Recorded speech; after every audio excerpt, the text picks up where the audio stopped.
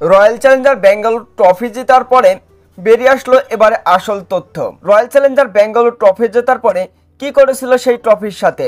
Trophy জেতার পরে বিরাট কোহলির এমন কাণ্ডে অবাক হয়েছে অনেকেই, যে বিষয়টা অবশ্য গোপন রেখেছে আইপিএল। তো বন্ধুরা, ট্রফি জেতার পরে ট্রফির সাথে কি হয়েছিল এবং কি ঘটেছিল সেই দিন বিরাট কোহলির সাথে। দীর্ঘ 18 বছরের শিরোপার খরা কাটিয়ে প্রথমবারের মতন পাঞ্জাব কিংসে হারিয়ে চ্যাম্পিয়ন হয়েছিল রয়্যাল চ্যালেঞ্জার বেঙ্গালুরু।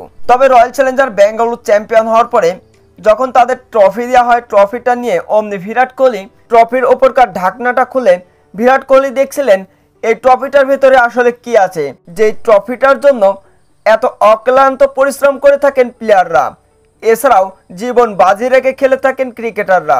বিরাট কোহলি তিনি ট্রফিটির ঢাকনা খুলেন এবং দেখেন ট্রফিটির ভিতরে একেবারে ফাঁকা। তারপরে বিরাট কোহলির রিয়াকশনটা ছিল একেবারে দেখার মতন। বিরাট কোহলি তার রিয়াকশনে বোঝা যাচ্ছিল যে ট্রফি একেবারে খালি, ট্রফির ভিতরে কিছু নেই। তারপরে এই ট্রফিটার জন্য কেন এত লড়ে ক্রিকেটাররা, সেই সাথে সাথে ফ্র্যাঞ্চাইজির মালিকগুলো কেন এত টাকা ঢালে ক্রিকেটারদের ওপরে।